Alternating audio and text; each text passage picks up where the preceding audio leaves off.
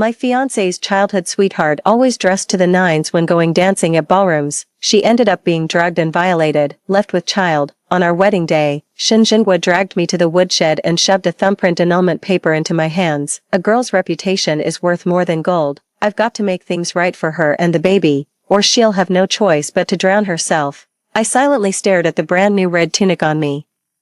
Calmly took it off and folded it neatly before accepting that piece of paper. In my past life, I threw tantrums refusing to break off the engagement, even publicly announced at the banquet that Wang Xiaoni got knocked up by someone. She lost her chastity, was disowned by her family, paraded through streets with adulterous signs, and ultimately drowned in the village pond. Shin Jinhua just kept smoking at the time, his face completely expressionless, yet after marriage, he stripped me naked and locked me in the commune's pig pen, letting his bastard brothers have their way with me. If it weren't for your filthy mouth, my girl wouldn't have been driven to death. You'll pay with your life for what she suffered. Only when they beat me lifeless with belts did I finally understand the glacial hatred in his eyes. When I opened my eyes again, I was back at that noontide when he hoarsely demanded I break off our engagement.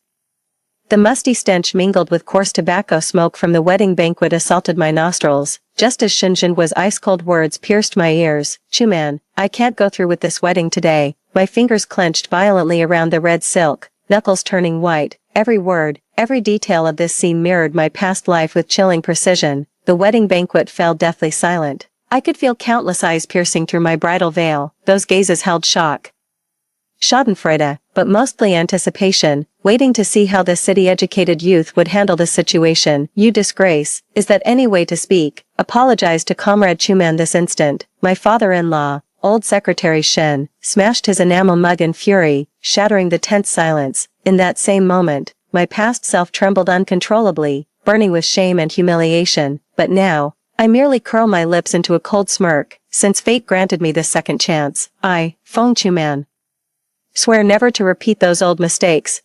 Just then, a trembling female voice choked with sobs came from behind the crowd. Brother Jinhua, I am leaving. Don't do this for my sake. Shin Jinhua's voice instantly panicked. Xiao and I, don't move. I promised I'd take responsibility. The threshing ground erupted in chaos. I overheard villagers whispering, isn't that old Wang's daughter? Heard she was sneaking around cornfields with that good-for-nothing from the next village. TSK. Now she's causing a scene at someone's wedding. Shameless. Old Secretary Shen's beard quivered with rage. Someone, drag Jinhua inside this instant. Captain, my apologies. Several burly young men stepped forward, intent on dragging her away for a forced wedding night. Wait. I quickly turned to intervene. Shin Jinhua stubbornly moved forward and shielded Wang Xiaoni tightly in his arms. Wang Xiaoni glanced up at me briefly before burying her face back into Shin Jinhua's chest, her shoulders shaking with quiet sobs. Seeing me speak up for him, Shin Jinhua's eyes flickered with guilt before hardening with resolve. Chuman, no need for explanations. Captain Shen, I cut him off coldly. This wedding is off. Shin Jinhua clearly hadn't expected me to be so decisive. After a stunned pause, he tore his brand new polyester shirt right then and there, biting his finger to write a letter breaking off the engagement. Blood dripped from his fingertips onto the loess soil, eerily reminiscent of the bloodstains that had trickled down my body when I was locked in the pig pen in my past life. Chuman, let's part ways amicably, Shin Jinhua said gravely, handing me the blood-written letter. You're an educated youth from the city, you'll have prospects wherever you go, but Xiaoni, if she loses me, won't survive. I took the letter with a light chuckle. You worry too much, Captain Shen. Comrade Wang Xiaoni looks perfectly healthy. Her rosy complexion and steady gait when she ran over just now hardly suggest someone on death's door. Wang Xiaoni froze at those words, then burst into even louder sobs. Sister Feng, she pleaded, Jinhua and I truly love each other. Please, let us be together. She looked up at me with glistening tears in her eyes, yet the corners of her mouth curled into a smug smirk. That expression, I knew it all too well. In my past life, that very glance had made me blurt out how she'd been violated and gotten pregnant. It led to her being paraded through the streets with a broken shoe placard before they drowned her in the pond. Shin Jinhua pinned the entire blame squarely on me. From that moment, I descended into hell. After marriage, he lured me to the abandoned pig pen under the pretense of teaching me farm work. Every night he'd force-feed me wild vegetable gruel, strip me naked, lock me in the pen, and let his gang of brothers violate me. Rough hands tore at my clothes as I screamed and struggled, only to be met with relentless lashes of the leather belt. Feng Chuman, you killed Xiaoni. This is your debt to her. Shinjingua's voice echoed like a demon's curse, seared into the depths of my soul. Comrade Feng, someone's shout snapped me back to reality. It suddenly dawned on me that the entire production brigade was staring at me. I took a deep breath, carefully folded the blood-written letter, and tucked it into my pocket. Since Captain Shen has made up his mind, I, Feng Chuman, won't cling to him shamelessly. Let our fellow villagers bear witness today. From this day forth, Feng Chuman and Shinjingua shall go our separate ways, never to interfere with each other again. I walked slowly out of the threshing ground, hearing Mrs. Shen's anxious call behind me. Chuman, dear, don't be rash. She trotted after me and whispered urgently. Shingua's just temporarily lost his senses, bewitched by that little temptress. The whole village is watching. You're an educated youth from the city after all. Taking half a step back to create distance, I replied calmly, Auntie Shen, I've already accepted the annulment papers. From now on, Wang Xiaoni is your daughter-in-law. I spoke just loud enough for the neighboring aunties to hear every word clearly. Aunt Shen's face darkened instantly, her calloused hands clutching tightly at the hem of her clothes. You disgrace! Old Secretary Shen's furious roar came from behind. You've utterly shamed our production brigade today. Shinjingua stiffened his neck defiantly. What's wrong with pursuing true love? Xiaoni's pure-hearted and kind, worth 100 of those pretentious city girls. You.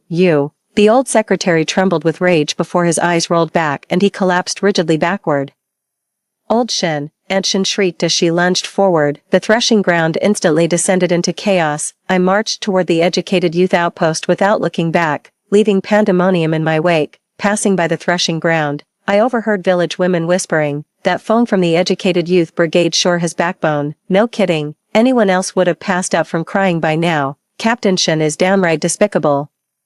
A barely perceptible smile tugged at the corner of my lips. In my past life, I wept here until my knees gave out, yet never heard a single kind word. In this lifetime, I'll make sure everyone remembers how I walked away with my head held high. Outside the educated youth outpost, a drizzling rain pattered down, soaking through my cloth shoes. I looked down at the blind beggar crouched in the corner, picking at rotten vegetable leaves. His grimy fingers fumbled through muddy water for half a moldy cornbread bun. Here, get yourself something to eat. I fished out the only 5 yuan food coupon from my pocket and gently placed it in his chipped bowl. As the coupon clinked into the bowl, the blind beggar shuddered and lifted his unshaven face. His trembling hand reached for the coupon, calloused fingers brushing my wrist and leaving a faint streak of grime. Thank you. His voice rasped like sandpaper.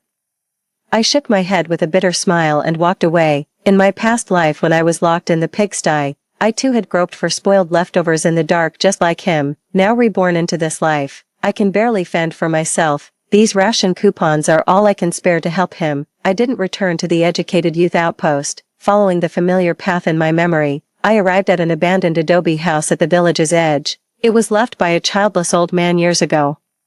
The villagers considered it unlucky, so it had remained vacant ever since. Pushing open the creaky wooden door, I saw the courtyard overgrown with weeds, though the roof remained relatively intact. I began unpacking my belongings one by one, intending to trade them for food ration coupons. There's no going back to the educated youth settlement. Nothing but pointing fingers and gossip awaits me there. Sure enough, the production brigade's loudspeaker announced the disciplinary decision the very next day. The announcement, educated youth Feng Chuman exhibits improper conduct and must vacate the collective dormitory effective immediately, pierced my ears like needles. Drawing a deep breath, I headed toward the Commune Supply and Marketing Cooperative. 2 weeks later, beneath the old locust tree at the village entrance, a sent-down youth tea stall was set up.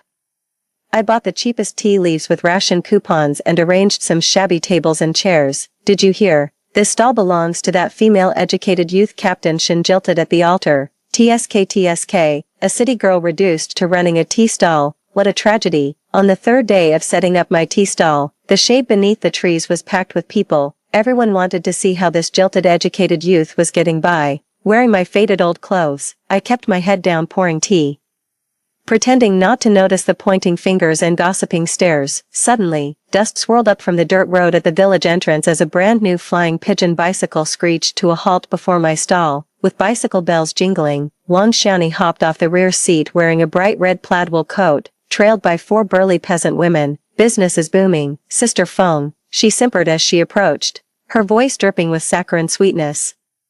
I set down the enamel mug with an impassive face. What do you want? Wang Xiaoni glanced around, her eyes flashing with smug satisfaction at the commune members gathered around the tea stall. She pulled out a red paper from her pocket and announced loudly, "Zhenhua and I are getting married in 3 days. Came specially to deliver your invitation." The tea stall fell silent instantly, every neck craning to witness the drama, staring at the black-inked invitation on red paper. I took a deep breath. "No need." "Oops," Wang Xiaoni suddenly shrieked, tearing the invitation to shreds before the crowd. "Silly me, you're damaged goods, a jilted woman, wouldn't want your bad luck ruining my happy day." The shredded paper scattered everywhere as the wind blew, snickers erupted from the crowd. Clenching my fists till nails dug into my palms, I snapped, "Sit down if you want water, otherwise, get lost." "Humph." Wang Xiaoni's face darkened. "Feng Chuman. Still acting like some delicate city girl, even the educated youth station kicked you out. You're just a street vendor now. Who do you think you're glaring at?" She flung her arm violently. "Aunties, teach her a lesson, show her how we do things in the countryside." The 4 women lunged at me, pinning me face down in the mud. My forehead struck a rock, and blood began streaming down immediately. "Let go." I struggled desperately, but they held me down firmly.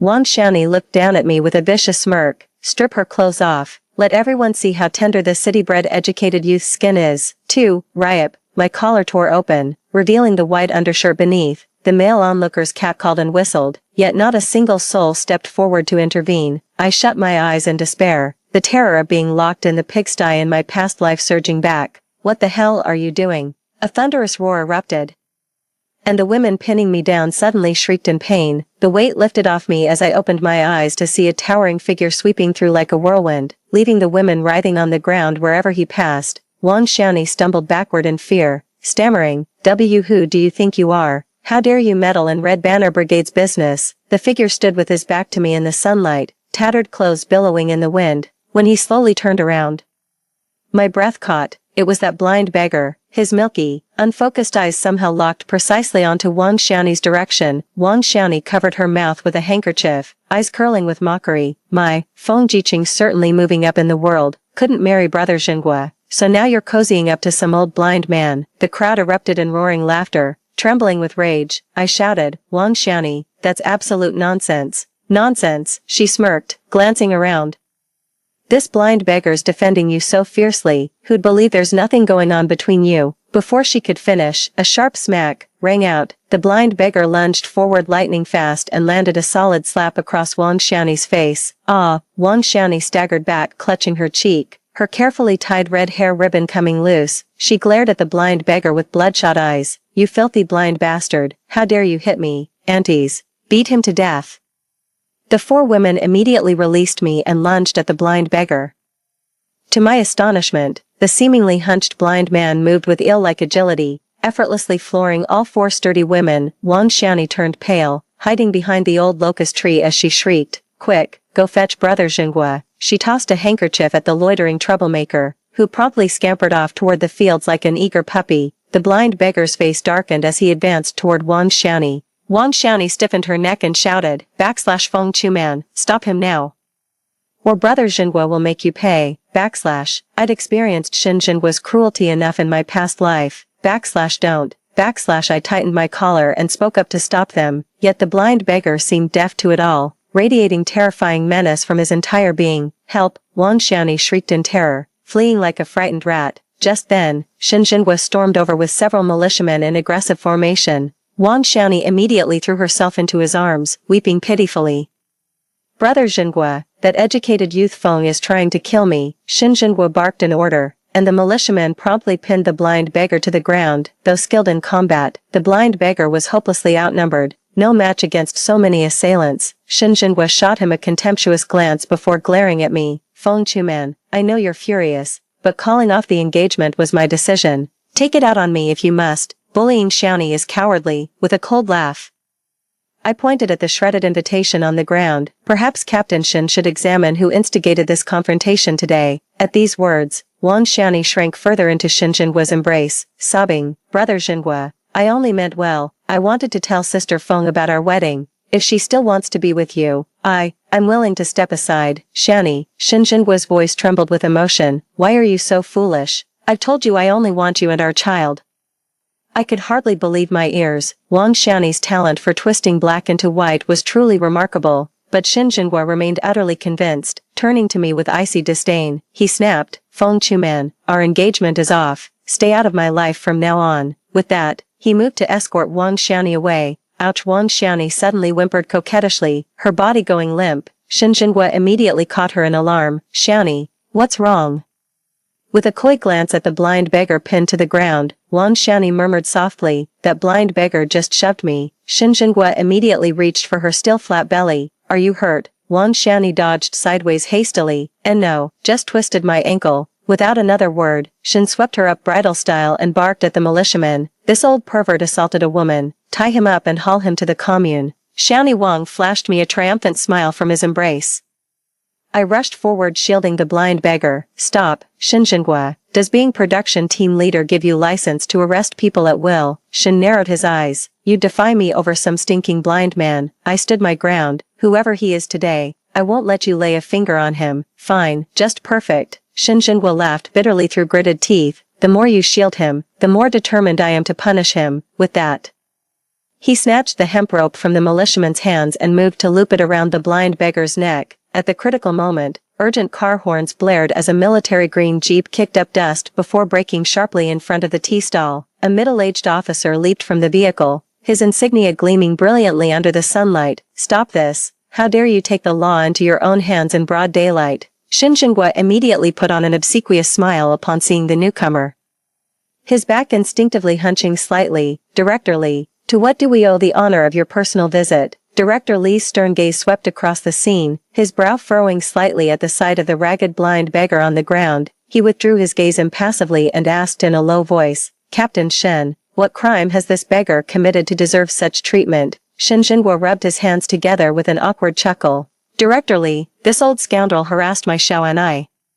I just wanted to teach him a lesson." "That's a lie." I stepped forward, pointing at the torn invitation on the ground. "Wang Xiaoni was the one who came here provoking trouble with her gang. He only stepped in to protect me." Shin Jinhua glared at me viciously, and I met his gaze without flinching. Just then, the blind beggar on the ground let out a faint cough. The cough seemed to serve as some kind of signal. Director Li immediately straightened his military cap, his voice turning stern. "Captain Shen, as a cadre, you're bullying civilians in broad daylight. I'll report this to the commune." Shin Jinhua's face instantly turned ashen. Everyone knows Director Li was sent down by the county to crack down on misconduct. Nobody in the entire commune dared cross him lightly. Shin Jinhua broke into a cold sweat. Director Li, I was being foolish. Please don't." I keenly noticed Director Li's eyes repeatedly darting toward the blind beggar on the ground.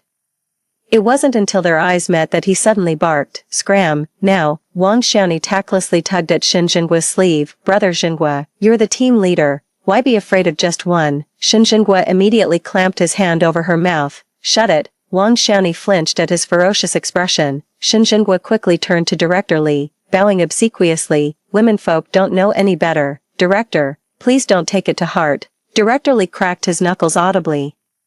"I'll count to 3, still not leaving." Shin Jinhua acted like he'd received a royal pardon, dragging the sobbing Wang Xiaoni as they fled in panic. Director Li gave the blind beggar one long, penetrating look before finally turning to enter his car and drive away. The onlookers scattered like startled birds and beasts. I quickly crouched down to help the blind beggar. "Are you all right?" 3, though sightless. He turned his gaze toward me with uncanny precision.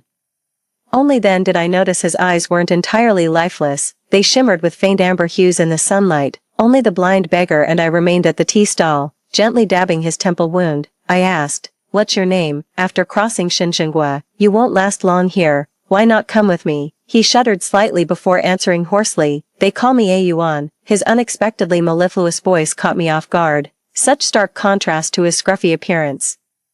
Bathed in the streaming sunlight, I studied his face intently. Though most of his features were obscured by a thick beard and grime, his straight nose and firm jawline clearly belonged to a young man. Sensing my puzzlement, the corners of his mouth curled slightly.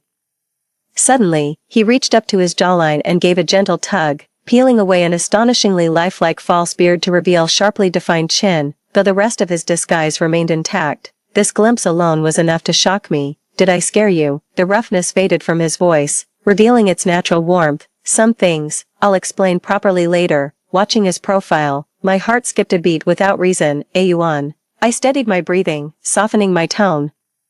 Stay with me from now on. He nodded slightly, his lips curling into an unmistakable smirk now stripped of pretense. Fine. Before long came the day Shen Jinhua was to wed Wang Xiaoni. The entire production brigade buzzed with excitement. My tea stall swarmed with onlookers. Standing beneath the ancient locust tree, I watched the distant commotion at the Shen household with a cold sneer. That red bridal gown and veil were actually altered from my own set. Seems the Shen family has fallen on such hard times they couldn't even afford another wedding ceremony. Lost in thought, I suddenly sensed someone's gaze upon me. Looking up, I met Shen Jinhua's complicated stare. He stood there in his crisp new polyester shirt, a gaudy red flower pinned to his chest, staring up at me with an indescribably odd expression. What bad luck. I turned away stone-faced to tidy the tea set, but couldn't escape the crackling firecrackers in the distance. Anti-air from next door came huffing over. Chu man, you'll never believe this, that Wang Xiaoni actually had people scatter wedding candies right in front of our tea stall. Says she wants the whole production brigade to share in her joy. I scoffed coldly, continuing to wipe the teacup. Let her make a scene. In the days that followed, Shen Jinhua and Wang Xiaoni went out of their way to flaunt their status in front of me. First came rumors that Shen Jinhua had pulled strings to get a brand new sewing machine, just to please his new bride. Then word spread that Wang Xiaoni's single Dacron blouse cost half a laborer's annual work points, and she insisted on using only Shanghai-made vanishing cream. The most ridiculous part was how Wang Xiaoni somehow got wind of these urban, social dances and insisted Shen Jinhua throw one for her, to show off.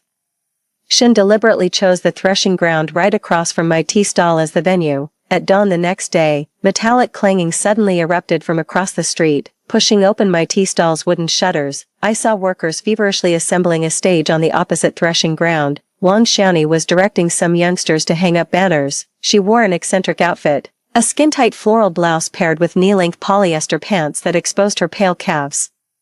Even more eye-catching were the garish-colored papers draped around the stage and flickering light bulbs dangling from nearby trees. Several gaudily dressed girls were swaying on stage, drawing frequent glances from workers heading home. What on earth is this? Arya gasped, her eyes wide with shock. I frowned and shook my head. Never seen anything like this before. By evening, something even more jaw-dropping happened. Wang Xiaoni appeared on stage wearing a nearly transparent white gown.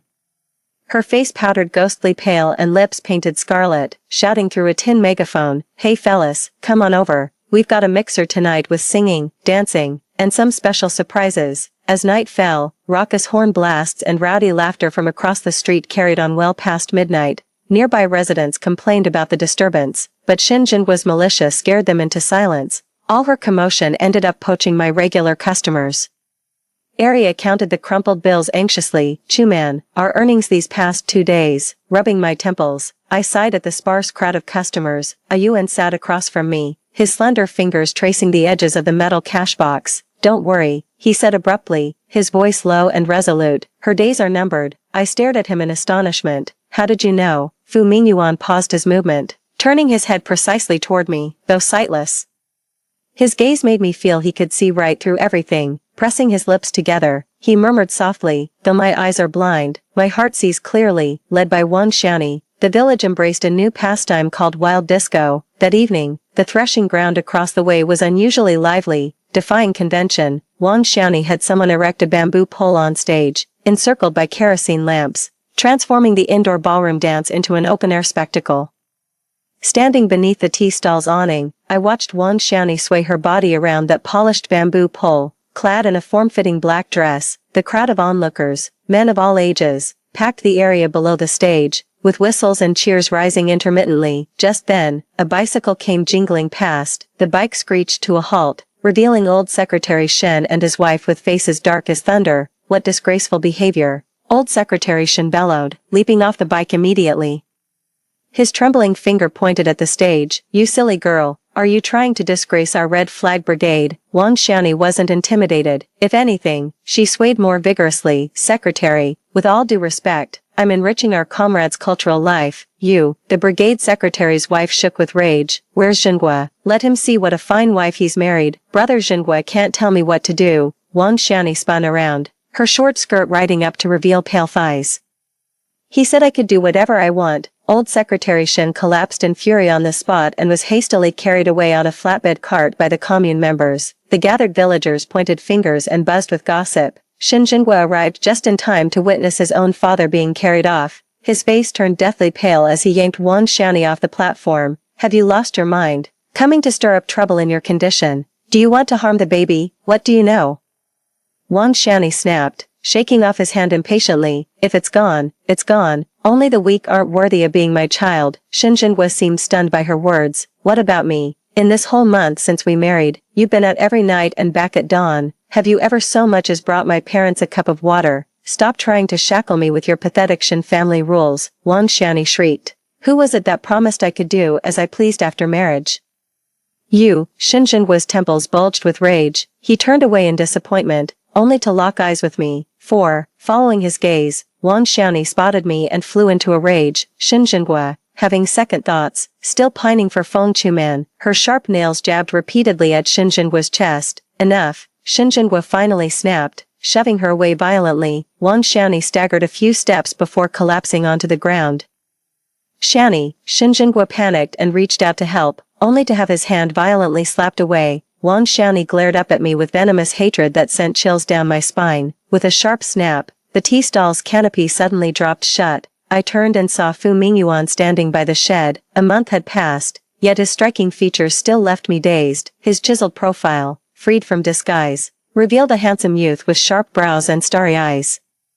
Fu Mingyuan's ears flushed slightly as he cleared his throat. It's getting dark, let's pack up. I nodded and began packing up while Fu Mingyuan lent a hand. After seeing me home, he checked his wristwatch and headed toward the grove by the village. I knew he had secrets but chose not to pry. The moment I stepped into the courtyard, I was hit by a strong waft of alcohol. Chuman, I've missed you so much. Shinjinhua stumbled forward drunkenly, pinning me against the door as his scorching lips brushed my neck. A chill ran through my body as I pushed desperately against him. Let go. But he remained immovable, his drunken eyes glazing over as memory surfaced. Remember that summer, during harvest season, when I carried that sack of grain for you, you promised we'd build a life together. My stomach churned violently. The young man who'd once helped me with chores and walked me home became a complete stranger the moment Wang Xiani returned from the commune, yet Shinjinhua kept rambling. Chuman, I know you still care for me. I could find a way to bring you back to the Shin household. Just promise you'll get along with Xiani, in your dreams. I drove my knee upward violently, finally making Shinjinhua yelp and release his grip. The drunken haze in his eyes twisted into fury. Once it's done, we'll see if you're still so stubborn. He hoisted me over his shoulder, kicked the door open, and flung me onto the con. I fought desperately, but he bound my wrists with his belt. As my clothes were torn apart, I shut my eyes in despair. Just then, a pebble struck Shinjinhua squarely on the back of his head. He whirled around to see Fu Mingyuan leaning on his bamboo cane in the doorway. Damn blind bastard, how dare you ruin my plans. Shinjinhua lunged at him with a savage snarl. I shouted in panic, Ayuan, watch out. Though Shinjinhua was a seasoned farmhand with brute strength, Fu Mingyuan possessed extraordinary martial skills, yet in the blink of an eye, before I could even register Fu Mingyuan's movements, Shinjinhua was already pinned motionless to the ground. Fu Mingyuan planted his foot on Shinjinhua's back, his voice dripping with ice. Get lost, clambering to his feet in disgrace. Shin turned at the courtyard gate and snarled, this isn't over. The venom in his eyes under the moonlight surpassed even Wang Xiani's bitterness. From that day on, Shinjinhua became a regular presence near the tea stall. Whenever I boiled water at the stove, I could feel a greasy gaze piercing through from behind the old locust tree. Fu Mingyuan chased him off several times, but that scoundrel clung like stubborn molasses, always slinking back at every opportunity. That misty dawn, before the morning fog had lifted, I spotted Shinjinhua standing on the earthen slope at the village entrance just as I was setting up my tea stall's awning. He stood there in crisp new denim work clothes, eyeing me with a venomous stare. My heart clenched as I hurried to pack up my stall, only to hear his sinister voice. Chuman, I won't let you escape again. My back pressed against the rough tree bark, my heart pounded like thunder. The familiar tapping of bamboo cane approached from afar. Fu Mingyuan's voice whispered by my ear, Chuman, wait for me. I won't let him harass you anymore. I jerked my head up, staring at him in astonishment. This was the first time Fu Mingyuan called me by name, abandoning the formal comrade Feng. His eyes glimmered with amber hues in the morning light, lips pressed into a tight line. My lips parted, but words failed me. After all these days spent together, I'd long noticed his particular attentiveness toward me.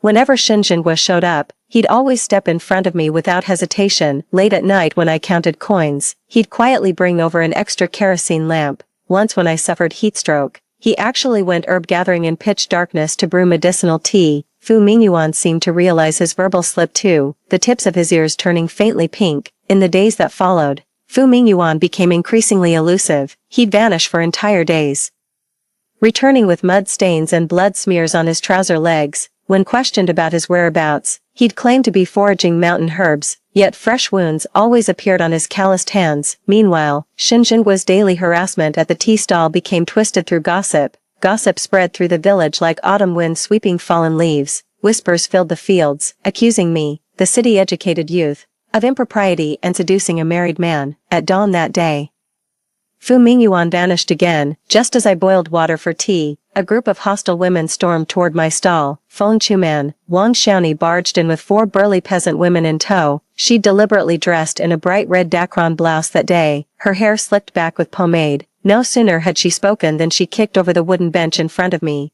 Enamel mugs clattered across the floor, sending scalding water splashing onto my trousers. Sister Xiaoni Arya rushed forward to intervene, only to be pinned against the tree by a woman's backhanded grip. Wang Xiaoni yanked my braid violently, her calloused hands pulling so hard my scalp went numb. She dragged me toward the threshing ground, the edges of my cloth shoes fraying against the gravel path. Come see this, everyone. That's the slut they kicked out of the educated youth camp, always seducing other women's men, she shrieked across the fields, instantly drawing a crowd of laborers finishing their shifts. My lower back slammed against the stone roller, pain shooting through me as cold sweat broke out. Wang Xiaoni escalated, grabbing my collar. Let everyone see how the city girl throws herself at men. The instant my collar was torn open, a dark shadow swept past like the wind. Wang Xiaoni let out a piercing scream, clutching her bleeding wrist as she staggered backward. Fu Mingyuan shielded me with his body, his clothes ragged, yet standing firm as an unshakable wall. His unfocused eyes now gleamed with terrifying coldness, his voice dropping to a menacing growl. Who gave you the nerve to lay hands on what's mine? Grimacing in pain, Wang Xiaoni still shrieked defiantly. How dare a stinking blind man lay hands on me? Do you know who I am? My husband is. Her words died abruptly as her gaze froze toward the village entrance. 5. Following her line of sight, I saw Director Li approaching briskly with several commune officials. You're getting off easy today, Wang Xiaoni spat through gritted teeth, wrenching her arm from Fu Mingyuan's grip before shooting me a venomous glare on her way out. This isn't over. With that, she hastily fled with the other women, leaving even her fallen headscarf behind in her panic. Fu Mingyuan carefully helped me back to my quarters, then fetched medicinal herbs to tend to my wounds. His movements were feather-light, yet his fingertips trembled slightly, as if struggling to contain some powerful emotion. Hiss! I sucked in a sharp breath as the herbal concoction stung the scrape on my wrist. Fu Mingyuan immediately stilled his movements, his sightless eyes turning toward me. Does it hurt? I shook my head, then remembered his blindness and murmured softly, it's nothing. Watching his furrowed brows, I sighed, this can't go on. Maybe I should consider marriage. That might finally make them back off. Fu Mingyuan's hands paused abruptly while bandaging my wound. The room fell into complete silence, broken only by the rustling of old locust leaves outside the window. Let's get married, he blurted out, his voice slightly strained. I looked up in surprise as morning light filtered through the paper window, gilding his sharply defined profile with golden edges. Bits of grass from the earlier scuffle still clung to his aquiline nose. His thin lips pressed into a tight line. When I didn't respond, the tips of his ears visibly reddened, yet he stubbornly repeated, I'll marry you. Outside the window, the old locust leaves rustled again as a sparrow landed on the sill, tilting its head to study us curiously. All right, I heard myself say. Fu Mingyuan froze completely, as if startled by my immediate agreement. After a long pause, he finally exhaled slowly, the corners of his lips lifting into the faintest smile. Sunlight caught in his ash-gray eyes, unexpectedly revealing amber hues within. I'll protect you, for life, he murmured. The wedding will be a simple affair, scheduled right after the autumn harvest. On the big day, the ox cart carrying the bridal party had just rounded the threshing ground when Xinjiangue intercepted it. He yanked open the carriage curtain, his eyes flashed with admiration at the sight of me in my red bridal gown, then darkened with fury. You're marrying this blind fool, Chunman. Come home with me, Xiaoni's agreed to take you back. Wang Xiaoni stepped out from the crowd with a fake smile. That's right, sister, we'll be living together from now on. Get lost, I said coldly. Out of my way, Xinjiangua flew into a rage and reached out to grab her. Fu Mingyuan moved swiftly, and the two instantly became entangled in a scuffle. Seeing he was outmatched, Xinjiangwa's eyes flashed with murderous intent as he suddenly drew a sickle from his waist and slashed straight at Fu Mingyuan's face. The vicious strike was clearly aimed at taking his life. Mingyuan, I rushed forward desperately to intervene. At that very moment, a sharp gunshot pierced through the air. Xinjiangwa's sickle clattered to the ground. Director Li arrived at full speed with armed personnel, dismounted and saluted sharply. Commander, we're late, Commander. Xinjiangua clutched his wrist, staring incredulously at Fu Mingyuan. But the special envoy was already dead. Fu Mingyuan sneered, tearing off his fake beard. You actually thought your lot could kill me. Suddenly, I remembered that shocking tragedy that shook the entire county 6 months ago. Back then, rumors spread that special envoy Fu Mingyuan had met with misfortune while investigating enemy agents, falling off a cliff and disappearing. Turns out, it was all a lie. My dear Mingyuan was actually the chief investigator sent here on a covert mission. If commune directors take orders from the county, then the county takes orders from Fu Mingyuan. Take them down. At Fu Mingyuan's command, the armed forces immediately restrained Xinjiangua and his companion. On what grounds are you arresting me? Xinjiangua struggled against his captors. Fu Mingyuan stood with hands clasped behind his back. Wang Xiaoni is a member of an enemy spy ring. By harboring her, you've compounded your crimes. Xinjiangua stared blankly at Wang Xiaoni, momentarily forgetting to resist. Wang Xiaoni suddenly burst into maniacal laughter. You're finished. History has already decreed it. Resistance is futile. I slapped her across the face. Lies. How dare you slander the sacrifices of countless revolutionary comrades? Wang Xiaoni's laughter cut off abruptly as she glared at me venomously. You futile-minded relic. What right do you have to judge me? Before I could retaliate, Fu Mingyuan shielded me behind him. He pulled a document from his coat and flung it at Wang Xiaoni's face. Did you really think I've been undercover all this time for nothing? As the document unfurled, it revealed nothing less than the enemy spy organization's signed confession. Turned out he'd faked his death as bait, posed as a blind man to investigate covertly, and rounded up all the embedded enemy agents. Meanwhile, he seized the moment when enemy agents let their guard down, deploying his most trusted comrades to secretly encircle and strike at the heart of their operation. Wang Xiaoni's face gradually turned ashen before she collapsed limply to the ground. Fu Mingyuan fixed his gaze on her and enunciated each word deliberately. History is written by the people. With drums and gongs resuming their clamor, the wedding procession majestically turned toward the commune courtyard. Passing by the Shin residence, I saw the armed forces sealing up the property. Xinjiangwa's furious roars and Wang Xiaoni's piercing screams echoed from the courtyard. This is all your fault. If it weren't for you, I wouldn't have come to this. You and that bastard in your womb deserve to die. I clenched the hem of my clothes and exhaled a heavy breath. The person he had fought so hard to protect ultimately destroyed himself. During the marital bowing ceremony, the educated youth office director shamelessly came to spectate upon hearing the news, only to be shown out by Fu Mingyuan. Your relationship with Chuman was dissolved long ago. This is common knowledge throughout the commune. The leader left in utter humiliation, consumed by regret. In our bridal chamber, Fu Mingyuan gently lifted my red wedding veil. The kerosene lamp cast a warm glow upon his chiseled profile. I knew then, this lifetime would bring us both bright new tomorrows. Story 2. My brother is a disturbed man. He suffers from mania.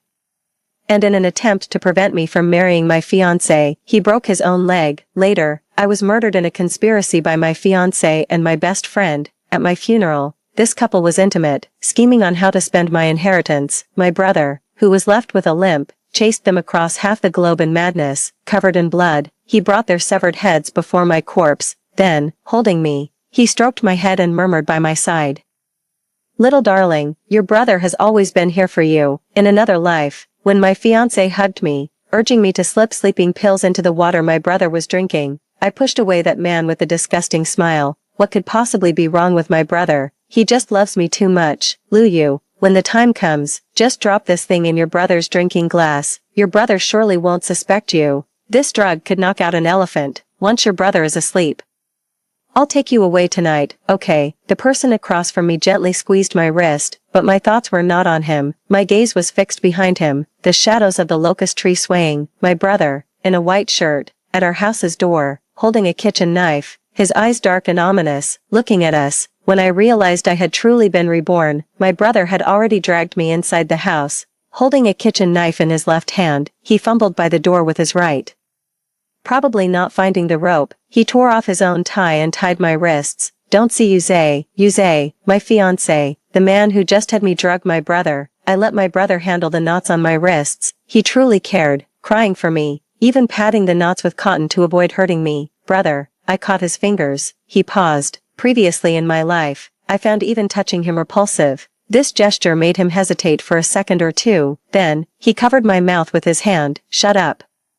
If you dare plead for Yuze again, I'll kill him. It was like this in my previous life. My brother and I had slowly become estranged. I was madly in love with Yuze, not knowing that when Yuze approached me, he was already involved with my best friend, both conspiring to kill me for insurance fraud. I truly believed Yuze was my soulmate, desperately clinging to him, and my brother tried desperately to stop me, telling me Yuze was not a good person. In a moment of anger, I said many cruel things to him. Lu Ming, you're a freak, imprisoning your own sister. Do you know why the neighbors avoid you? Because you're a monster. I hate you too. Why do you have to be my brother? I don't want you as my brother anymore. I don't want you as my brother anymore. I just remember how pale my brother's eyes were that day. He looked like our mother, beautiful to the bone, yet always emanating a fragile, shattered feeling. He just calmly tied me up, then said to me, "Dinner is fish head stewed with tofu, my favorite dish." When I snapped out of my memories, I was already tied to a chair. My brother was cooking in the kitchen. Indeed, my brother is a mentally unstable control freak. But what is his fault? He just doesn't know how to love me properly. I was distracted for a moment, and my brother came out of the kitchen, looking down at me. What's wrong, brother? I looked up and smiled at him. Why aren't you causing a fuss? His voice carried a slight hoarseness. In fact, my brother's voice was never hoarse before. It was only after he shouted himself hoarse while working hard to support me. You don't need to tie me up, brother, I said softly to him. I won't run away again. I will stay by your side and heal the sickness in your heart. But my brother just looked down at me, his gaze cold, soft approach now. Since the hard way didn't work, my brother still thought I wanted to run away. But what he didn't know was that he couldn't resist when I softened my approach toward him. The man who turned to leave had a resolute silhouette. I cleared my throat slightly, adding a bit of tone. Brother, it hurts. 3 seconds later, I was sitting perfectly fine in front of the chair. My brother squatted in front of me, frantic as if I had lost a limb. Where does it hurt? Should we go to the hospital? It wasn't on purpose, brother. He wanted to touch me but hesitated because I had once yelled at him loudly, telling him not to touch me. So, during times when I was angry, he never dared to go against me. My fingertips brushed through his soft black hair. He froze, looking at me with a shocked expression as if he hadn't seen it in 800 years. I lowered my head, delicately tracing the corners of his eyes. Brother, in this life, it's my turn to protect you. I'm serious, now that I've been reborn. Yuze and my so-called best friend, these two scoundrels, won't have a good life. Why should they dirty my brother's hands after my death? Luyu, didn't I ask you to drug your brother yesterday? Yuze, with his hands in his pockets next to the small store, frowned at me. In my previous life, my obsession with Yuze was like being cursed, so, he always ordered me around arrogantly. If you don't put your brother to sleep tonight, don't expect me to help you escape. In my last life, I drugged my brother because of what he said, but I don't know if my brother has a high tolerance for drugs. He woke up halfway, struggling to chase after me. He tumbled down the stairs, breaking a leg. I still remember that day. His eyes were so red. As he lay on the ground, he still tried to keep me. He shouted at me, "Don't come back. They are bad people." His voice was completely hoarse, painfully telling me, "Trust your brother. Your brother would never lie to you until his death."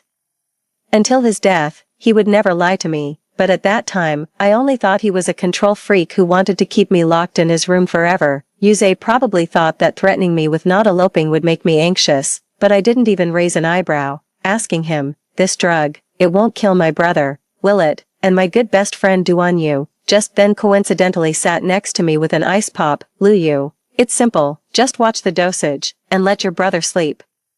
After all, he's a scum, and he deserves to die. He deserves to die. Would someone who deserves to die chase after the two culprits to the ends of the earth after my death? Would someone who deserves to die drag a disabled leg to avenge a sister who never listened to him and was always wary of him? Do I not know whether my brother is a bad person? I looked up, almost wishing I could tear these two people in front of me into pieces right now, but now is not the time.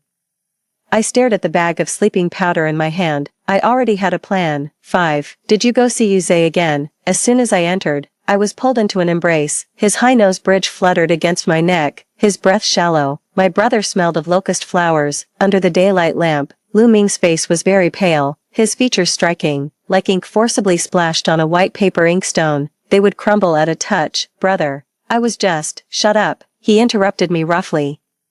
His knuckles brushing past my shoulder blade, a foreign touch that sent shivers down my spine. But this time, I didn't dodge. Suddenly, I felt that my brother was like a dog, unsure whether the broken doll he picked up still belonged to him. I smiled, my fingers brushing through his messy bangs. Then, I suddenly stopped. Very hot, exceptionally hot. My brother had a fever. Only then did I notice that his face was paler than usual, clearly in discomfort, yet he still stubbornly looked at me. Brother, why don't you go to the hospital? I took his body, trembling slightly. His voice was cold and hoarse. You promised me you'd be back by 6. I had to wait for you. The clock had already struck 9 in the evening. I was shocked to realize that in dealing with my own matters, I had forgotten the time I had promised him. But my brother, like a fool, insisted on waiting for me even if it fried his brain. My brother lay on the sofa. He looked at me with a shock that seemed centuries old, because I was going to cook dinner for my brother. This was the first time in my life I was cooking dinner for my brother. 6. I'm very good at cooking. In my past life, to please Yuze, I kept changing up the meals I brought him, but towards my brother, I often snorted in disdain, so it was many years later that I learned my brother. This freak had kept a piece of bread I had eaten half of for a long time. The fire for the dried shrimp and scallop porridge was just right. I blew on it and scooped a spoonful to my brother's thin lips. My brother stared at me, suspicion in his eyes that I had drugged him. Are you going to eat? I asked calmly. He bit the spoon, his eyelids drooping, somewhat obedient. It's hard to imagine how his thin arms, with veins so visibly marked, had once decapitated both Yuze and my best friend, brother. Have you thought about our future? As my brother ate the porridge, I spoke softly to him. I'm about to graduate, and your job isn't stable. We could sell our current house and move to live by the sea. I want to open a flower shop. Once upon a time, my plans for the future certainly did not include my brother. The phrase I said to him the most was to tell him to get lost, even though it was he who raised me, he who gave up everything for me. Brother, do you not like flowers? I leaned closer to him. But you always smell of locust flowers. Before I could finish, he had already raised his hand, pinching my chin. The rough fingers of a man brushed past my lips. My brother's gaze at me always starkly carved with the word possessive. What are you trying to say? At the seaside, is the flower shop convenient for your escape? Don't lie to me. Okay, Luyu. He called my name, like a murmur in a dream. You know full well that the first thing you would do in a new place, is to ditch me. He was telling the truth. In my past life, I would have indeed done just that. My brother was like an animal bitten by a snake, forever fearful of ropes and wells, thinking I was the venomous snake tempting him to swallow the bitter fruit. There had been too many times when I had left him with nothing. In the empty room, we silently faced each other. You need to prove it. My brother stared at me. How can I prove it? I asked him, just as the light flickered and then went out. The room plunged into complete darkness, and soon I understood how my brother wanted me to prove it. I bumped into a fiery chest and felt his hands support my lower back, burning hot. I heard him grunt, and then he grasped my chin. His lips were the first to touch mine, so hot, he was hot everywhere. His fingers brushed the back of my neck as he kissed me, but his heat nearly numbed the root of my tongue. My brother was spoiling his own sister. His lips moved along my damp brows and eyes downward, landing at the base of my ear, stirring the senses with a heat that was not of a normal human. My brother could hardly have imagined that when he sealed my lips, I would clutch his collar and kiss him back. This threw my brother's breathing into disarray, and he straightened my chin. He pressed his forehead against mine, a soft rub. I chased his whispers in the darkness. Only then did I truly understand who was in distress. That's how you prove it. Don't leave your brother. I washed the last dish clean in the kitchen. My brother was in the living room. In fact, I was just avoiding him, having acted too hastily. My brother and I did something we had never done in our past lives. I knew my brother's feelings for me went beyond mere family affection. We weren't blood related, but he had always looked at me with extreme restraint, desiring me, yet not daring to act. I didn't know how to face him, even though I had lived 2 lifetimes. Just as I was pondering this, my brother pushed open the door and walked in as if nothing had happened. Want a sip? He backed me against the sink, holding a cup of hot milk. He brought it to my lips. I did have a habit of drinking milk before bed, but it seemed like it was from my brother's cup, following the imprint of his lips. I took a sip. Good girl. He ruffled my hair. Brother, I called him. Your kissing technique needs more practice. What? He chuckled. I'm saying. I turned around, and then he unexpectedly kissed the corner of my lips. I grabbed his tie. Brother, do you believe me now? I won't run away. Look, I'm even. But then, the man, bent over, continued to just look at me. I've opened up everything to you. Suddenly, my head began to feel heavy. I looked up at him, my mind unclear. No, my head was spinning. Was there something in the milk? My brother cupped my cheeks with his hands. His calloused fingertips brushed against my eyelids. I couldn't move. There was something wrong with the milk. I heard my brother's voice as if it were coming from far away. This time, you did really well, Xiaoyu. You shouldn't have kept the drugs in such an accessible place in your bag. They just fell out. You almost killed your brother. Oh no. It looked like my brother misunderstood. I had the sedatives in my bag to test their origin. I needed to find evidence of Yuze's crimes, but it seemed my brother thought I intended to drug him. Everything I had done seemed to him like a huge, staged act of self-sacrifice. I wanted to explain, but I couldn't speak. My eyelids were getting heavier. What a mess, I thought, trying to raise my hand, but Lu Ming brushed off my sleeve. Do you hate your brother that much? Fooled me once, thinking of fooling me again. My brain was foggy. I felt something tight around my neck, making it hard to breathe. I couldn't move at all. My brother had tied me up. Brother, I looked at him helplessly. You have to give me a chance to explain. Lu Ming looked down at me, his expression unreadable. My brother, tall and thin, seemed as fragile as glass to the world, yet, he was strong. Whether dealing with a couple in his past life or dealing with a disobedient me in this life. His almost cold white knuckles caressed my earlobe. Brother, I called him. Shut up. Another harsh reprimand, somewhat hoarse. My brother leaned in and kissed me. His eyelashes were long, tickling my eyelids. I couldn't move, but even this gentle provocation from my brother was too much for me. Because I liked him, I was forced to respond to him, but when my nostrils were filled with his scent, the last bit of my sanity pulled me back from the abyss, making me sober. I was not here to practice kissing techniques with my brother. Brother, cough, cough. I started coughing. He slightly frowned and loosened his grip, gently rubbing my back. Choked. Who really needs to practice kissing? His words were harsh, clearly still angry. He thought I had deceived him, but I hadn't, so I got angry too. It's you who doesn't trust me. The drugs were given to me by Yuze. He wanted me to knock you out. I took the drugs just to send them to the testing agency. It's you who doesn't trust me. I held my head high and met his gaze. When my brother leaned in to kiss me again, I knew that my explanations were in one ear and out the other for him. I pushed him away. He raised his eyebrow and uttered, "Oh." His words were light, whispering in my ear. He said, "Yes, the medicine was taken for testing. It wasn't to poison my brother, Lu Yu. Are you going to say next that everything you've done was for me? But did you ever love your brother, even just a little?" His expression was calm, but his eyes betrayed a frantic desperation. I opened my mouth to say something but found myself at a loss for words. After all, in the past, in my attempts to escape from Lu Ming, I had done shameful things like adding sleeping pills to his breakfast, stuffing his pencil case with lime, and falsely accusing him of theft to get him arrested.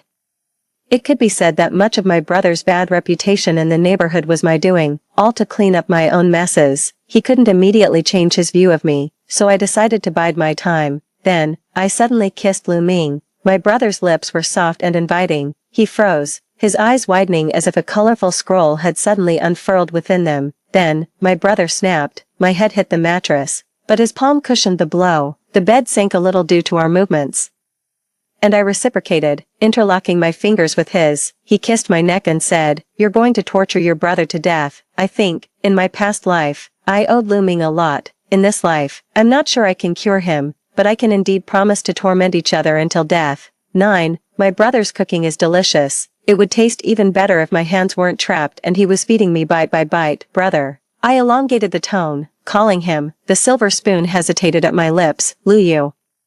The last time you acted so coy, you almost landed me in jail. He stated this indifferently as a fact, yet, under the table, my leg brushed against my brother's shin. He paused, a blush crept up his cheeks, so innocent looking. I would have believed it if he hadn't just pinned me down on the bed like a starving wolf. Brother, do you believe in fate? Actually, I had a dream last night where I saw the future. In the dream, I married Yuze, and you broke your leg. Later, Yuze and Duan, you conspired to kill me, dragging your broken leg. You chased them halfway across the globe, so, I'm quite resentful towards Yuze right now. I stared into his eyes, sincerely sharing these thoughts, but his face remained expressionless, his beautiful eyes like a serene sky, unreadable. Oh, really? He leaned closer, his breath grazing my neck. What a coincidence. I also had a dream last night. In the dream, my little sister was desperate to escape from her brother, so she crafted a beautiful lie. She deceived her brother into living a dream, then ditched him. I almost thought he was reborn too, because in my previous life, I had cajoled Lu Ming before drugging him. I still remember him holding on to my wrist that day, his eyes red, tightly embracing me, saying, Lu Yu, you won't leave me, right? You're not going to leave me, are you? So that night, I drugged him, and he ended up breaking his leg. If these are the things my brother dreams about, it's only natural for him, being as neurotic as he is, to want to keep me close. I laughed softly towards him, and he frowned at me. Forget it then, big brother. No matter how you treat me, I am willing. I promise this is the last time I'll deceive Lu Ming. During my shower, I turned the water temperature to the lowest setting, and when I dried my hair, I used the cold air setting and blew it fiercely against my head. I've always had a frail constitution since I was young. When I felt a chill hitting my forehead and something odd in my sinuses, I sniffled, knowing I was about to catch a cold. Whether I would get a fever was a matter of luck. I wiped my hair and walked out of the bathroom. My brother was sitting on the sofa, his dark eyes intently staring at me. I walked over and, with a little exclamation, collapsed into his arms. Despite my sudden move, my brother still reached out and embraced me. I suddenly felt like a fox spirit seducing a scholar. Yet my brother's gaze was so resolute it was as if he was about to renounce the secular world. His voice was cool and detached. Go to sleep. I pinched his thigh. This didn't feel like my brother. He grabbed my fingers, and I stared at the movement in his throat. Why are you ignoring me? Stop fidgeting. Go to sleep. His voice carried a warning tone when he spoke again. Brother, I'm so good to you. Don't you like it? I sat on his lap and reached out to touch his throat. His pupils shook visibly, and he grunted. He was holding back again. My brother. Then I won't be so nice to you next time. Okay, it's you who don't want me. Lu Ming, look, it's you who made your sister. A familiar force came from the back of my neck. My lips were suddenly sealed, swallowing the words I wanted to say. This man didn't want his sister to speak again. The jerk. Sometimes, I really pity my brother. Even though I'm the one who's locked up, it's him who's truly trapped. I wrapped my arms around his neck. Are you scared, brother? He silently nodded in my arms. You've been too abnormal lately, Lu. His voice was hoarse. I'm afraid it's a trap, but you know what? Even if you dig a hole in front of me, and say with a smile, brother, jump down, my brother would jump down without a second thought. In the middle of the night, I felt so miserable I couldn't sleep. I went to knock on my brother's door. Brother, I think I have a fever. My vision blurred. I looked up at him, and in that moment, a lot of things flashed through my mind. I thought my brother was quite handsome. He'd probably be quite popular with the girls at school, but unfortunately, for my sake, he scooped me up in his arms immediately, to the hospital. Without any hesitation, his coat was already covering me. He touched my forehead with his hand. I could feel him shiver. It must have been very hot. My brother always panics because of me. My brother is too perfect. So God gave him a weakness, which is me. My brother's life, because of me, is utterly shattered. 12. In the taxi, I leaned against my brother's shoulder, feeling genuinely cold, so I clung tightly to his coat. Holding his hand, I played with the veins that stood out on the back of it. Are you still feeling uncomfortable? We're almost there. He was worried about whether the fever had affected my brain. I really wanted to tell him I was okay and that actually, I had done it on purpose. But I couldn't bear to see his expression when he learned the truth. In a panic, my brother rushed me to the emergency room and settled me in a chair in the fore area. He straightened my collar, crouched in front of me, and called me his good little one. I'll go pay the fee and be right back. Be good, you'll feel better after the 4. I buried half of my face in his coat, watching him with just my eyes as I nodded. He patted my head, pulled up my collar, and kissed the corner of my mouth. I watched as he hurried away. My brother really wanted to get back to me as soon as possible, but I left his coat on the chair, turned around, and slipped into the vast night outside the hospital. 13. I really wanted to be by my brother's side for a lifetime. Maybe one day, he would understand that I truly loved him, but unfortunately, I didn't have much time left. I couldn't afford to lose the patience of Yuze and Duanyu. It had been tough, but I managed to obtain some evidence of their crimes. It was 4 in the morning, just before dawn, when I called Jose, but he didn't answer. Understandable. As who wouldn't be asleep at this hour? Meanwhile, I couldn't help thinking about how frantic my brother would be upon discovering I was gone. When I was very young, he once lost me in a mall. I cried amid the crowd until he pushed through and held me trembling in his arms. Since then, he always managed to find me, until in a previous life, he broke his leg, and his sister left him without looking back. The ringing of the phone interrupted my thoughts. It was Jose. I answered. Did you run away? He was silent for a moment before he asked. Yeah, my brother is a bit tricky to deal with. The drugs were taken by my brother. Can you get another batch for me? Don't worry, he's let his guard down around me now. This time it will definitely work. To dispel Jose's suspicions, I had to pretend to despise my brother deeply, and Jose was acting strangely today, as if he used a voice changer. This was not a good sign. It meant Jose was starting to doubt me. Like dominoes. I feared that any change from me might completely alter the timeline. How can I trust you, Jose? After all this time, how can you still question my trust? Apparently, Jose must have sensed something. I had to keep upping the stakes, taking a deep breath before finally saying, don't you know I like you? There was a long silence on his end before he finally asked, what about your brother? I need to make sure your brother hasn't turned you against us. My brother. I can barely stand to look at him. He's just a pesky dog around my feet. I'd set off fireworks the day he dies. Yeah, right. Not at all. What I said was definitely sarcastic. I closed my eyes and silently added in my mind, it seems they finally trusted me and gave me an address, 876, Nan Street. Be careful, Jose and my best friend Duan, you must be involved in some illegal activities. I even suspect that they had conspired to deceive others before they knew me, so this time. I secretly turned on the recording function on my phone. I glanced down at the phone screen, 45 missed calls, all from my brother. The meeting point is an abandoned warehouse. Jose is always cautious, making it seem like we're engaging in illegal activities even though he was just eloping with me. I can't believe I didn't realize something was wrong in my past life. It's almost dawn, and the light is seeping through the windows. My mind still feels muddled. I thought about quickly gathering some evidence to call the police and get Jose and his accomplices arrested. My brother. My thoughts were suddenly jumbled, intensely swirling in my mind. I couldn't help but remember his name, realizing that even a moment's betrayal could suffocate me like this. I don't want to lie to my brother anymore. I really regret it. As I walked to the end of the factory, I stopped in shock. The sun was rising. A person was tied to a chair, stammering. It was Jose.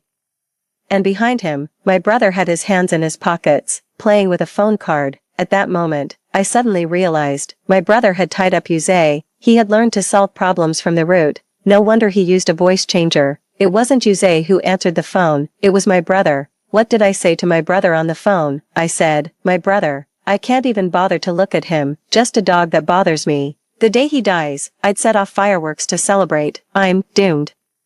The sunrise created a clear divide between him and me. I stood there, feeling my throat dry. Brother. He tilted his head, his beautiful eyes reflected my image, devoid of emotion. Are you preparing to plead for him? He kicked the person sitting in the chair in front of him. Jose was clearly terrified, desperately looking at me for help. So cowardly. Brother, let's get this straight. I'm not siding with him. But we don't commit crimes, so you're pleading for him. He interrupted me. This side of my brother felt so unfamiliar. I had never thought my brother would look at me with such eyes. Flat, indifferent, silent. What should I say? I explain. My brother wouldn't believe it, and then everything would just spiral out of control, eventually breaking the bond between us. I thought my brother would be angry, that he would scold me, that he would tie me up and take me home to settle accounts, but he didn't. His calmness made me panic, like slowly sinking into a lifeless swamp. After a long while, I heard him sigh. Xiao, you know, I like you. I'm afraid of many things, each one about you. I'm afraid you'll get hurt. I'm afraid you'll pick up bad habits. I'm afraid you'll leave. Over the past few days, I've been wondering just how much you must hate me, to the point where you despise me so much, you'd sacrifice yourself. Later, I realized that even if I forcefully held on to you, you would still leave. So, little you, I won't stop you anymore. My brother pushed the man away. I couldn't catch up to my brother's figure in the sunrise. Only his words lingered. Take good care of yourself with him. Remember to visit the hospital. I won't see you off. I was stunned there. It took me a long while to come to my senses. My brother doesn't want me anymore. 16. In the empty factory, Jose was so moved he was nearly crying. Woo, little you. I knew you cared about me. Your brother is a freak. Quick, call the police, arrest him. I kicked over the chair he was tied to. He pretended we were both involved. Yusei didn't dare to call the police because he was involved in illegal activities himself. The man moaned behind me. He asked me to untie him, but I ignored him. After a brief internal struggle for a few seconds, I chased out of the factory. I decided to follow my brother, ever since we were kids.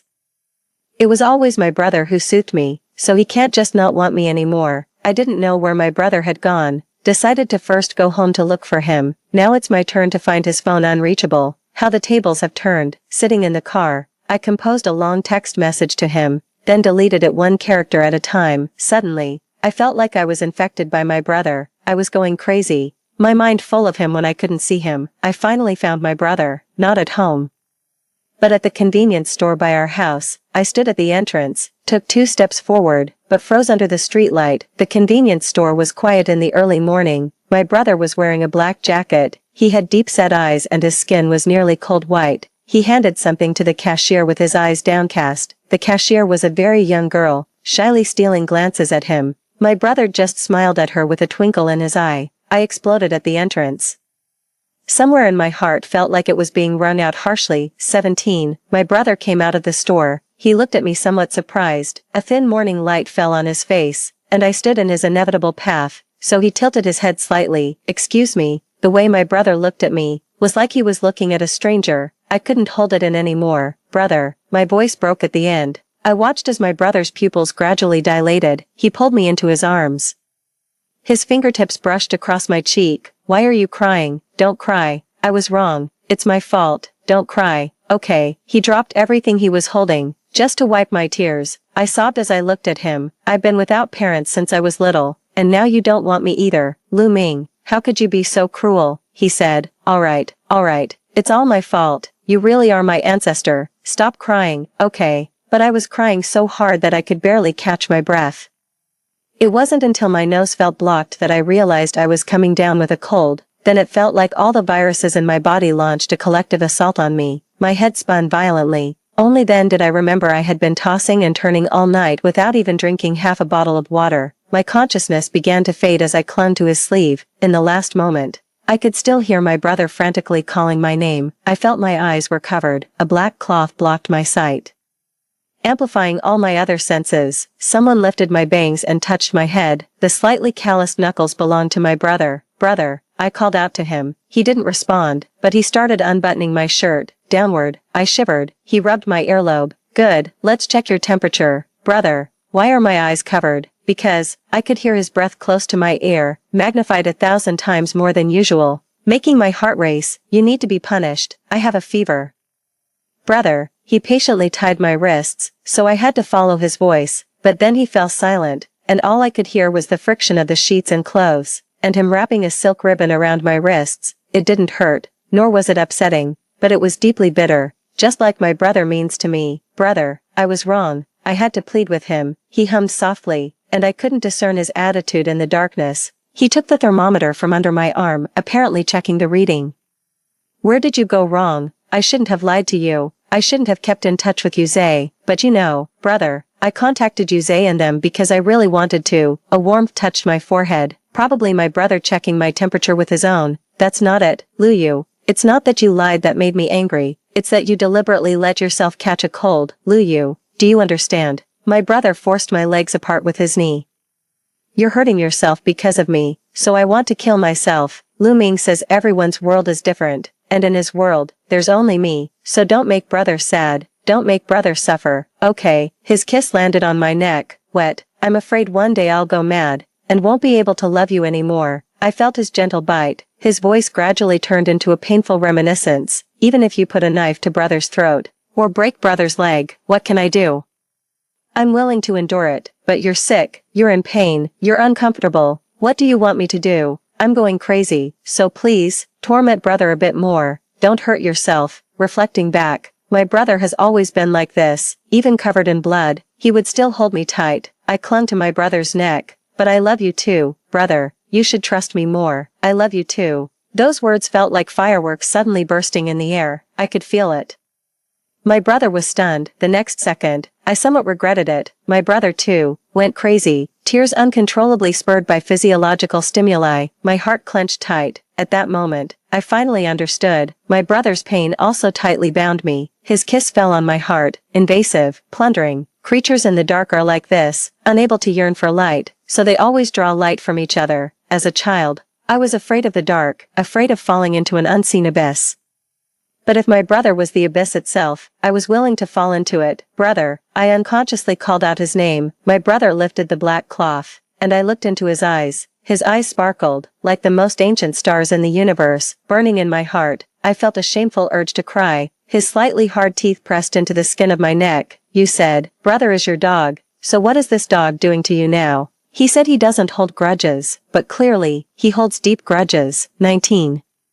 The thin morning light fell on the bedding. I moved my arm, and my brother hugged me tighter. Other sisters cling to their brothers like octopuses, but my brother clings to me like an octopus. His prominent nose rubbed against my neck. I wasn't sure if it was intentional, rubbing against the red marks. It hurt a bit. Brother, you were so passionate last night. I thought you wouldn't bear to leave me like this. He buried his head in my neck and laughed, with a heavy nasal tone.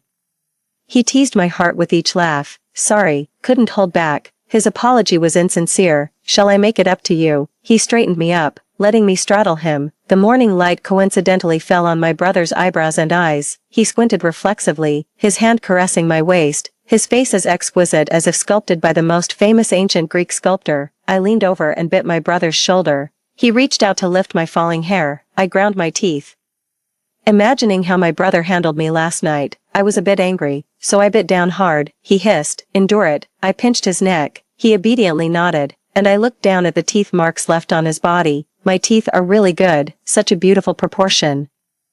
TSK, I hadn't finished admiring, when my brother suddenly flipped the blanket, wrapping me into his arms. My vision plunged into darkness, surrounded by his scent. His kiss landed on my spine, like the lingering warmth of the morning lifting its tail tone. Deadly. My brother caught a cold. He brought it upon himself. Neither of us ever had good health. Now my breathing is clear. Wrapped in his coat, he sniffed. Should we go to the hospital? I touched his forehead. It's nothing. He rubbed my palm. Yuze is very likely involved with an illegal pharmaceutical factory, but he's cunning. I was investigating him even before you took action. It's just a pity. We're lacking some key evidence. Indeed, whether in his past life or this one, my brother had investigated Yuze, but clearly, both times he failed to catch him slipping. However, my brother was investigating him concerning the illegal pharmaceuticals, and Yuze, he might still be involved in another, even more dangerous activity. I tugged at my brother's sleeve. I think Yuze and Duanyu might be conspiring to commit insurance fraud. My brother paused. You mean, Duanyu approached me first, and then Yuze took his chance, getting close to me, getting to know me, and finally marrying me only to kill me and commit fraud. It was a bizarre suspicion, but my brother's eyes darkened for a moment, especially when he heard to kill me. Their IDs might both be fake. Brother, you could start looking into that. My brother stared at me for a long while, then he laughed. What, do you want to be a little detective now? Actually, my brother's job really is that of a detective, a private detective, but it's a completely different type of work from the detectives in literature, and as most people understand in reality, I don't like his job at all, because although my brother is smart, he has no formal education. Back then, our family's finances could only support one of us in school. I went to high school.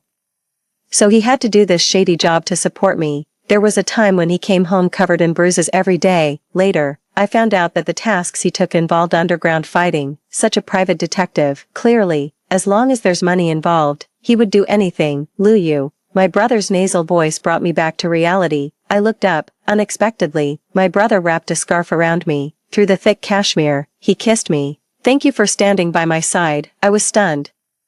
Then suddenly felt a tingling in my nose. I've always stood by your side. I will never stray far in this life. Silly brother. After winter, the first spring flowers bloomed. I stood in front of the window counting the ice crystals, with the indoor heating creating a dense fog. A child nearby was solving practice problems. This was my last job before graduating from summer vacation, tutoring part-time. I looked through the glass outside. The thin light reflected on the melting snow.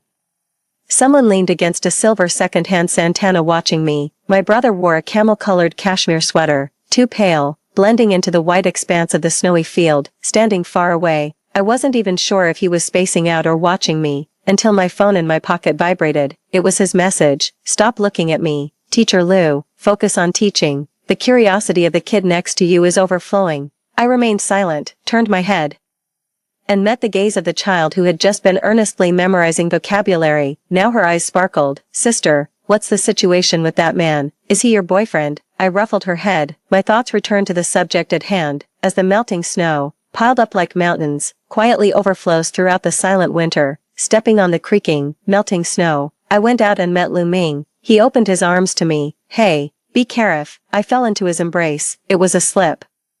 And as he wrapped his arms around my waist, I stayed held in that position, my breath dissipating in waves. He adjusted my hat, pulling it over my head. In my dim, swaying vision, he leaned down and kissed me. On the way home, he held my hand, merely because the thin ice on the road could make one slip. I would never admit that I was just seeking the warmth of his touch. As we walked, he spoke. Do you remember the town we used to live in? My brother and I didn't live in this city before.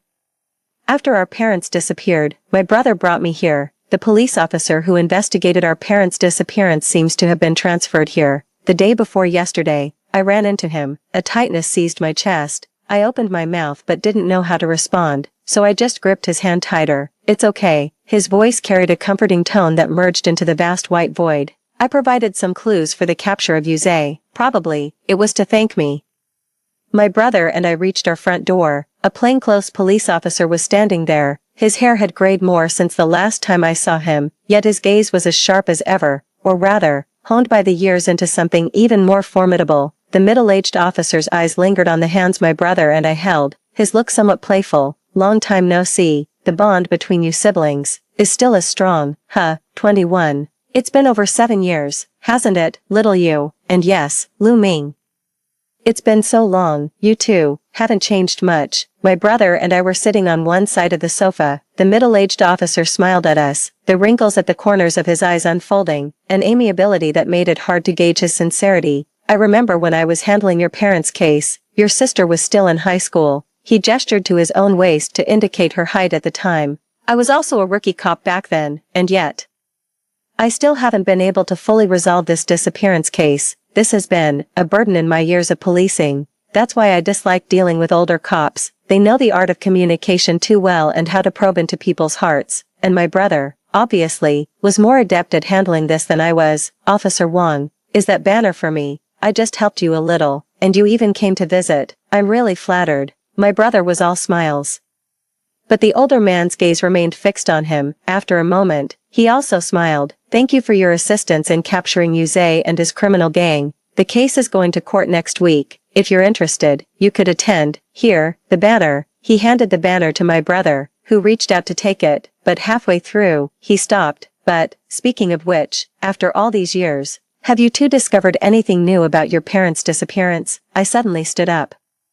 The coffee table shook slightly due to my movement. Officer Wong looked at me with interest, while my brother reached out to steady me. Sorry, the water in the kitchen must be boiling. I'll make you some tea. My steps were a bit frantic as I opened the kitchen door. Leaning against the sink, I gasped for air. My heart was racing too fast. As the sun set, I stood enveloped in a vanishing shadow, the foam in the sink trembling. Something wasn't right. This wasn't like the past life. Why was that case being brought up again? Was it because I provided my brother with a clue, and he just happened to meet Officer Wong? Had the timeline shifted? Just when my brother and I were finally getting our lives on track, living like normal people? Please, no. I clenched my fists tightly, letting the pain bring back my sanity. From the living room, the conversation between my brother and Officer Wong was faintly audible. My sister has always been timid, as you know. Our parents disappeared when we were just kids. You scared her just now. My brother's voice was calm and firm. Oh, I've always found it odd. The parents disappeared, yet you and your sister don't seem anxious. Do you think your parents are alive, somewhere unknown to you?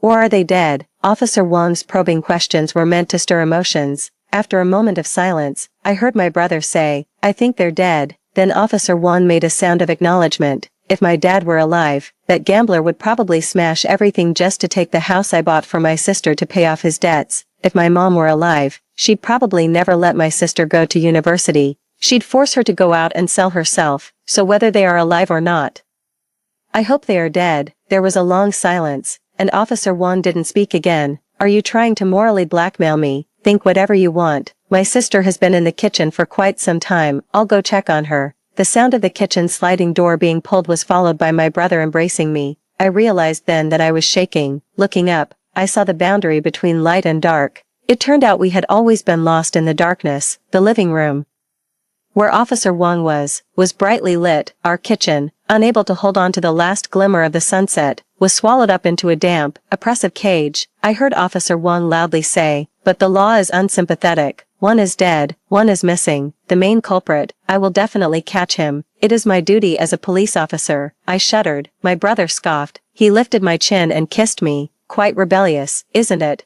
In the living room, Officer Wong loudly discussed his ideals, while in the dark kitchen, my brother's hand slipped inside my shirt, caressing my waist. He kissed my nose, lips, and neck, whispering softly, indulging in the most fallen acts. My vision swayed. I caught a glimpse of the bright light in the living room. Perhaps I had been in the deepest hell all along, so I am not afraid of the dark, and I also despise the light. 22. May just welcomed the intense chirping of the summer cicadas. I was sitting at the entrance of the police station, surrounded by people coming and going. It wasn't until I saw that man with graying hair, Officer Wong, though middle-aged, he still exuded vitality, stretching while clutching his leather wallet. He spotted me. "Hey, little yo, you've been visiting this old man quite frequently lately." I handed him the milk tea I was holding. He complained about not being used to the drinks of the younger generation, yet he took a big sip. "So, I heard you're graduating soon. How's your brother?" I ignored his question and said, "Our old house back home is going to be demolished." He raised an eyebrow. "Oh, that self-built house. That's great news. That area is being developed. You should get a decent compensation." I fell silent for a while, quietly looking up at him. When I was a kid, my parents used to hit me. The setting sun was reflected in my pupils. I watched as the expression on the police officer's face grew serious. I was young and didn't understand. It hurt when they hit me. Maybe it is indeed possible to do something utterly outrageous. Officer Wong's smile completely vanished from his face. Police are always so sharp. Perhaps his rapidly working mind had already run through the causes and consequences 1,000 times over. I turned around and left him. 23. When I got home, my brother had already prepared a full table of food. I told him I'd finish class at 4. It was already 6. I suddenly remembered the first time I came back to life. My brother was also sitting on the sofa waiting for me. I walked up to him and took his hand. "Bro," I called out to him. He seemed to be sealed in the continuously setting sun. Holding my wrist, he hugged me. "Where have you been?" I went to see Officer Wong. I promised my brother I wouldn't lie to him again." He sighed and ruffled my hair. "Fool." It seemed as if a lot of words could be hidden in actions. Like when my brother lifted me up, kissed me, like when his fingers ran through my hair, winding around again and again. If everything in the world had a temperature, then I hate the intense heat of summer. "Shall we eat first?" His fingers brushed away my bangs. Breathing near my lips, I tightened my grip around his neck. "What are we eating?" "Brother." "Food." "Brother." We mixed up each other's predicates. He looked down at me, then pulled me into his embrace. Outside, a bicycle bell rang. The pungent scent of someone's Sichuan pepper drifted in through the window. But I knew this summer was almost over, so I had to kiss him as if fighting against time. I wanted to melt him into my heart, etch him into my brain, never to forget in this lifetime. 24. I called my brother, asked if he could come to my graduation ceremony. My brother responded softly on the phone, non-committal. "I'm not sure. I might have a job tomorrow helping a client find a cat. If you don't come, you're dead." I threatened through gritted teeth. He laughed. "What kind of death?" "I'll never want you again in this lifetime." He was silent on the phone, then remarked, "That indeed would be an irreversible loss." Actually, I still didn't know whether my brother would come, but I am the valedictorian, meant to give a speech. The money for my schooling came from my brother fighting in underground boxing rings. He kept it a secret from me, saving money by eating only pickles and steamed buns for a month. He's the superhero called brother, earning every bit from unimaginable hardships. I wanted him at least to know that his sister had made something of herself. But when I actually got on stage, the hall was packed with people. I hadn't seen my brother before going up, and I didn't know if he was hidden among them. Still, I mentioned him in my speech, thanking my brother, without whom I wouldn't be here today. I felt he probably didn't hear it. He was likely still out helping that client find their cat.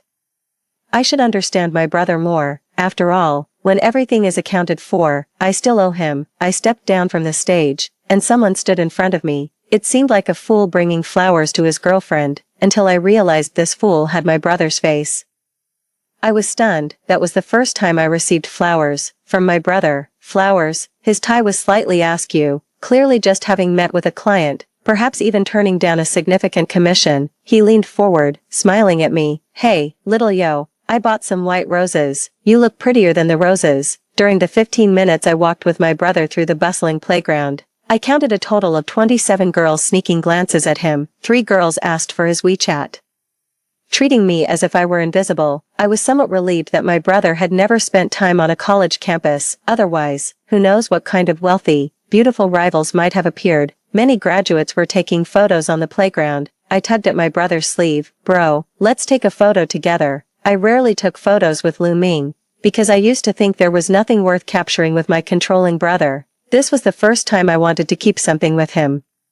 He looked at me with lowered eyelids. The emotion in my brother's eyes was so intense, I was somewhat glad it was a crowded playground. We asked a young girl to take a few pictures for us. When she returned the phone to me, the girl smiled. You and your boyfriend look great together. Thank you. I didn't correct her. I think my boyfriend and I are a great match too. When I referred to my brother as my boyfriend, the look in his eyes was almost ferocious. You're saying it for the first time.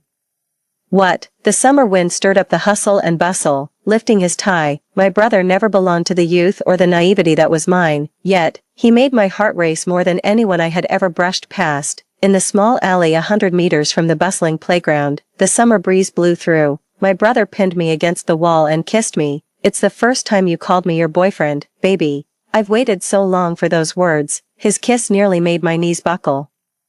Life seemed to have entered a cycle of improving fortunes. My brother and I kept our lips sealed about a certain matter. Waking up in the morning, he held me in his arms as we brushed our teeth, our reflections mirrored in the glass. We each went to our own jobs. Sometimes he would bring a bunch of delicate white roses to pick me up. Sometimes I would bring him the latest dish I had been researching to try. My brother said this was returning kindness with ingratitude.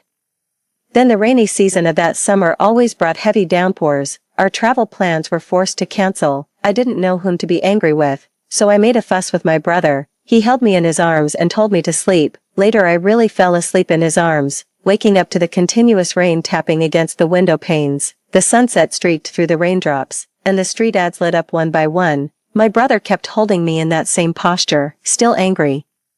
He tousled my bangs and asked in a hoarse voice. I looked up and kissed his lips. Dummy. One evening, I came home early. It was my brother's birthday, and I wanted to surprise him, so I sneaked into his study, a place more like a clutter of books and miscellaneous items, where I used to study and solve problems, now used by my brother as his office. I planned to secretly hide his gift in the cabinet, while opening the drawer. I accidentally glanced at the stack of white papers on the corner of the desk. They were just ordinary sheets of paper, but it was clear someone had used them as padding for writing before, leaving some impressions. My gaze fixed on a pencil that had rolled to the side, possessed by some impulse. I picked up the pencil and began tracing over the impressions. Slowly, the message my brother had previously written began to emerge in the graphite gray. 9/17 demolition. It seemed to be the date our old family home was scheduled to be demolished. A chill seized my heart suddenly. No one knew the secrets hidden in that old house. In my past life, I didn't even live to see the day the old house was demolished, but as the date drew nearer, it dragged along my anxious heart towards the abyss, until a calm and gentle voice pulled back my thoughts. Little yo, what are you doing? My brother leaned against the door frame, calmly raising his eyebrows as he looked at me. Brother, I instinctively pulled down the marked paper and crumpled it. My brother stared at the crumpled paper in my hand. What is it? Let your brother have a look. I lightly tossed the ball of paper into the trash can and walked over, looping my arm around his neck. My brother bent down to look at me. His eyes were like the clearest colored glass in the world. How could I bear to see them shatter? I stood on my tiptoes, gently kissed the corner of his lips, and he let me do as I wished. Even holding me by the waist. Happy birthday, brother, I whispered to him softly, handing him the prepared gift, an album made up of photos of us both. We solemnly placed it on the shelf next to the refrigerator. Just 2 pictures, he said with a hint of self-mockery. It will be filled up, I said, picking up the instant camera. My brother was by my side, with the gentle glow of the candle on the cake behind us. His arm rested on the dining table as I leaned my head against him. Brother, smile. And he smiled. It was my brother's 26th birthday. That day, I was still by his side. In fact, every day I spent with him, I was just as clingy, but September 17th was like a curse. It devoured the few remaining summers the first had with my brother. September 16th, the day before our old house was demolished, I went to the police station. My brother was out of town on a business trip today, and I came without him knowing. Before coming, I had called Officer Wong. "Hey, young lady.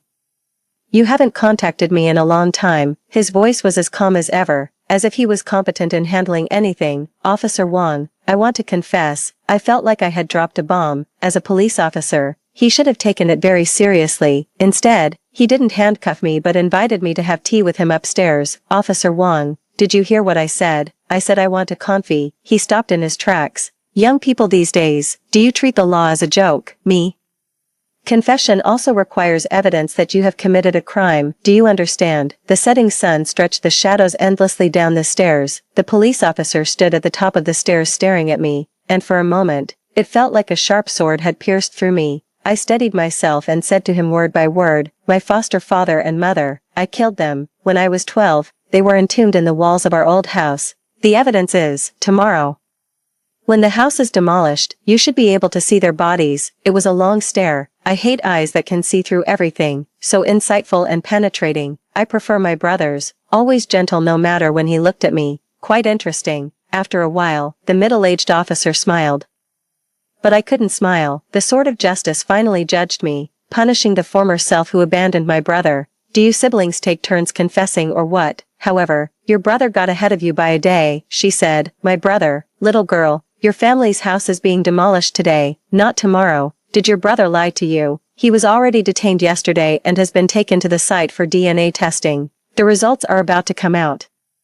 Do you want to come with me and see who the real culprit is?" No wonder, my brother, who never goes on business trips, suddenly had one. No wonder, he didn't delve into what was written on that crumpled piece of paper. It was meant for me to see. No wonder, no wonder. At lunch yesterday, my brother looked at me as if he couldn't bear to let me go. It was clear, he thought he might never see me again. I don't know how I ended up in the police car with Officer Wong. Nor do I remember what he whispered in my ear, as the wind swept silently past the street scenes outside the window. For the first time, I thought about rescuing my brother. They say the start of autumn has arrived, and with it, my summer has gone. 28. My name is Lu Yu. The trafficker said it was embroidered on the cloth I was wrapped in when I was stolen. The year I was sold to my adoptive parents, I was 3 years old. My adoptive mother said, "A girl is just a loss of money, isn't she?" The trafficker replied, "You're offering too little money." "Well, she's not your own flesh and blood, so you can use her however you want. She's so pretty, her body would definitely sell well. Besides, listen, she doesn't cry or make a fuss." Quietly, let me tell you, I stole her from a commercial street next to a university in the city. She's got cultural genes. The trafficker marketed me like a product, but my adoptive parents still haggled over the price until the trafficker said, "The son you lost is called Lu Ming, right? Well, isn't that a coincidence? This little girl is called you, Lu Ming, feeding on the wild fruits. This girl might just bring your son back to you." My adoptive father spat on the ground and rubbed his nose. "What a load of nonsense. My son is called Lu Ming because our chickens never crow on time. If she was called Goose, I might believe she could bring our boy back. But in the end, they still bought me. Because I was cheap, because that thing called an adoptive father leered at me, sizing me up from top to bottom. He rubbed my small arms and legs. "She's not his own daughter." "Heh, wait till you grow up a bit. It seems like others always forget what happens in childhood, but my memories are vivid. Every day felt painful. Sometimes it was the inexplicable beatings from my mother. Sometimes it was being chased and bitten by the dogs at home. Sometimes it was the pain of unbearable hunger. When I was 8, Lu Ming was found. Yes, Lu Ming was their biological son. That night, my mother made me sleep in the pigsty, where I saw him. He wasn't much better off than me, dirty, but with very beautiful eyes, the likes of which I had never seen before, just like his mother's. Actually, I liked my mother, because although she always hit and kicked me, she gave me food. In my world, there was no concept of someone who was kind to me. A mother who fed me was. I despised Lu Ming, ever since he returned.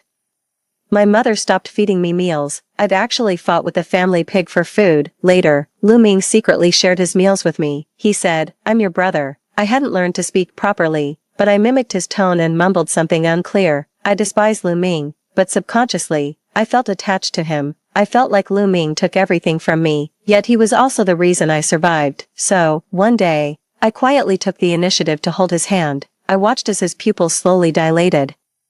That year, he was 13 and I was 10, I had no idea what kind of shattered, hollow, and demeaning feelings my brother harbored for me. I only knew that my brother was the top student in the county, and he was very clean. My brother was different from me, and I despised him even more for it. But when that man hit my back with a wine bottle, dragged me by my hair against the wall, and left my body covered with scabs that healed and reopened, it was only my brother who pulled me into his room to apply medicine. His cold fingers traced the wounds on my back, and I looked up at the moon. That night, my brother held me in his arms. I didn't know what decision my 15-year-old brother made that night, that strange-smelling little house in the countryside. Every day, I continued to live in agony. My mother started doing bizarre things, and my father dragged me out of my room to beat me. My brother remained silent throughout. I only remember one day, I was gasping on the floor after a beating from my father. One of my teeth had fallen out near my brother's feet. I looked up at my brother. I said, "Save me." His pupils trembled. I blamed him for his indifference, but at that time, I didn't understand. They were his biological parents. He stood by their side. The first time I got my period, my mother was overjoyed. She said, "You can go out and earn money now. Are you happy?" I felt that my mother had almost gone mad by then. She hid in her room every day, snorting that white powdered substance. My father had gone mad too. He kept losing money gambling, selling everything at home that could be sold. The world was already distorted. The only clear thing in that continuously churning world was Lu Ming. He became a county-level top student. He was very smart. Only in his arms did I feel safe. Yet I still resented him for not being able to rescue me. I didn't know that he had been secretly planning something for a year. When my father gambled away all the money, the only thing left to mortgage was the house. He also planned to borrow money to build a smaller self-built house. That day, my mother was unusually gentle. "Xiaoyu, do you remember those pictures I showed you before? If you do what they do in those pictures, you can earn a lot of money. You know, you earn money. Build a big house for your mom and dad." At that time, I really didn't understand that this was selling. I didn't realize how humiliating it was, how dangerous, how utterly insane. They knew I didn't understand, but a kind of fear started rising from the depths of my heart, because my mother was pressing down on my body, making me kneel in front of my father, that drunken slob, tilting his head to look at me. That woman, crazed from sniffing powder, did everything her husband said, because he gave her money. "Let your dad try first to see if you have the skills, okay?" My mom wanted me to unzip my dad's pants with my teeth. I struggled frantically. In that moment, I felt terrified, unsure of what I was afraid of. The world turned upside down, pouring into black paint. It churned and tore me apart. The pain was intense. It turned out to be my mom pulling at my scalp. I thought I lost another tooth when my dad's liquor bottle hit my head. Everything was tearing apart, crumbling. I wondered, is human existence merely to suffer? I asked why. Why me? What did I do wrong? It hurts so much. Do you even realize how much it hurts? But there's no one in the world who feels sorry for you. My brother came home from school and pushed open the door. This was the scene he saw. My mom was forcing white powder up my nose, and my dad was nearly stripping me bare. The liquor bottle shattered, and my palm was impaled on it, blood gushing out.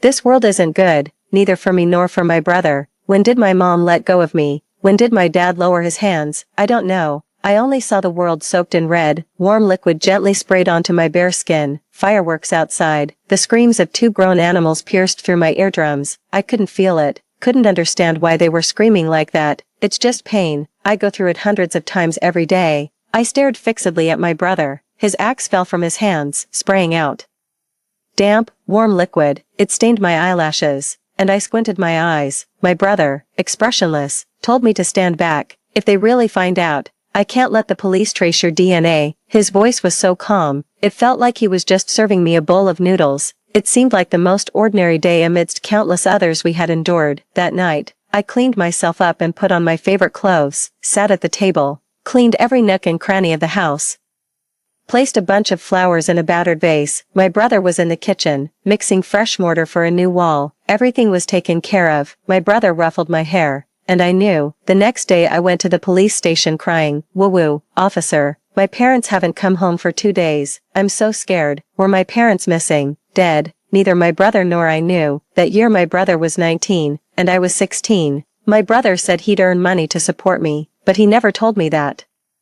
Just before stepping into our house, He had shoved his college acceptance letter into his pocket. 29. A loud explosion jolted me from my thoughts. Was there some festival today? Fireworks. I looked up, watching the sky burst into splendor, casting light on everyone's faces, falling into the long river merged with police lights. My brother, wearing handcuffs, accompanied by a police officer, standing not far away. Our house had been partially demolished. Police officers came and went, incessantly handling the scene. Did my brother see me? I don't know. Actually, he always managed to spot me accurately. That time at the house where he tutored students, at my final graduation ceremony, a few steps forward, the neon lights casting on my face. My brother has the most unforgettable gaze I've ever known. He's a madman. His love for me is despicable and twisted. He's the kind who would lock me up without a second thought. He's the one who had feelings for me since he was 12. Turn back.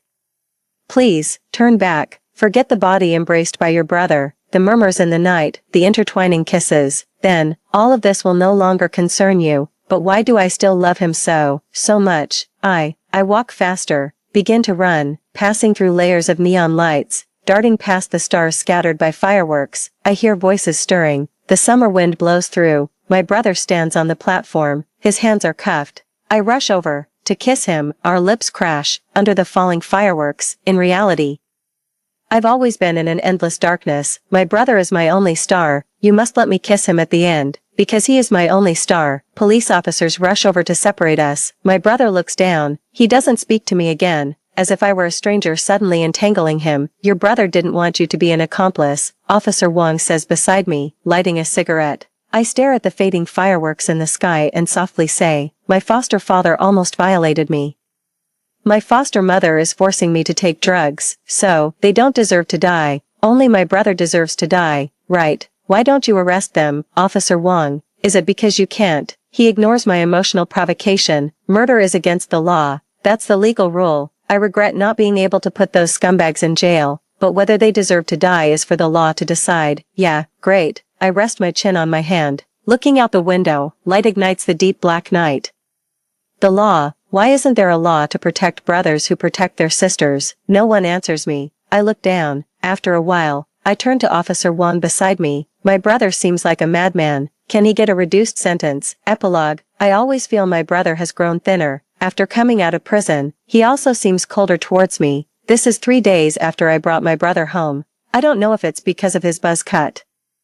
He lost some of his former gentleness and gained some sharp coldness. At 6 in the morning, my brother wakes up on time. I set an alarm to get up this early, because I'm afraid my brother might just run away. I hurriedly serve him a bowl of porridge. Thank you, my brother says to me. My brother actually thanked me. Even when our relationship was at its coldest, he had never thanked me before. I'm stunned there, watching my brother eat his porridge methodically. My mom also comes down the stairs. Xiaoming, are you used to the room we prepared for you? Yes, my birth mother has been found. My brother was sentenced to 7 years for intentional injury. The DNA comparison and on-site investigation results are out. The cause of death for the man and woman was not due to axe wounds, but from shards of a beer bottle. The police speculate that my foster mother was affected after consuming a large amount of psychiatric drugs. This triggered a stress response. The DNA found in the wound that caused my foster father's death was also my foster mother's. In other words, it was indeed my foster mother who caused my foster father's death and then committed suicide. The reason why my brother and I have different memories might be due to the traumatic, bloody scene and the stress it caused us, as well as the bag of white powder my foster mother tried to force feed me. My brother, having demonstrated good behavior, was released 2 years early. During these 5 years, thanks also to Officer Wong's assistance, I found my birth father and mother. Both are university professors, and they have been looking for me for decades. The moment they saw me, my mother hugged me tightly and cried uncontrollably. Only then did I realize that I, who had been abandoned, abused, and trampled upon, was also the child whom 2 parents on the other side of the world longed for day and night. My parents are very kind to me.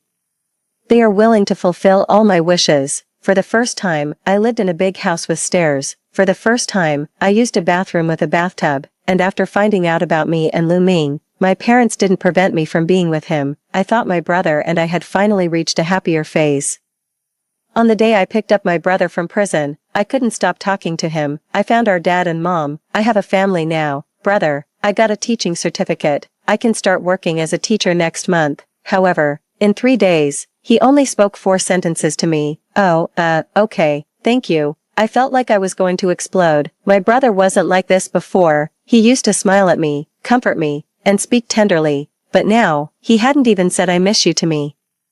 There was a knock on the bedroom door. It was my brother. I thought he came to make up or finally wanted to say something nice to me, but he was wearing a black windbreaker, with a backpack, looking like he was about to leave. Luyo, say goodbye to Uncle and Aunt for me. I won't bother you anymore. I'm leaving. He was really leaving. His sister was still standing in front of him, yet he was leaving. My heart felt like it was being crushed. I was furious. Where are you going? I asked him. Going home. He looked down. No, brother. This is also your home. I grabbed him. Since you found your birth parents, don't call me brother anymore. His cold voice seemed to pierce through my heart. Aren't you still my boyfriend? I tugged at his sleeve, not believing that my brother would deny even this, considering how he used to react just because I mentioned a boyfriend. After a pause, he remained silent. He brushed my hand aside. I've been in for 5 years. No contact for 5 years. How can I still be considered a girlfriend? I stood there, stunned, looking at him in disbelief. No, bro, what's wrong with you? I was really angry, and a bit panicked but couldn't express it. You've been acting weird since you came back. I never expected him to push me away. It wasn't really a push, more like a gesture to move me aside, but I was so angry. I felt dizzy, and so I fell against the doorknob, unfortunately. There was a splinter on the door from where over time, my arm scraped against it, leaving a trail of blood. It looked quite scary. Blood began to bead and trickle. My brother's expression visibly shook. He tried to help me, but I shoved him away. Get lost, Lu Ming. You don't want me anymore, do you? He froze, listening to me. Did you figure it out in prison, that this sister, who's only dragging you down, isn't worth supporting? Just like that, you're ditching me. You're really a jerk. Just go. I don't need you anymore either. Stay away as far as possible. I don't even want to see you. I hate you the most, but that's not true. I really miss you. You're not a jerk at all. How could I possibly hate you? I was speaking sarcastically. I always use sarcasm to confirm whether my brother still loves me or not. But this time, my brother paused for a moment. His eyes flickered, then he got up, and he really left. He really walked away from me. He really doesn't want me anymore.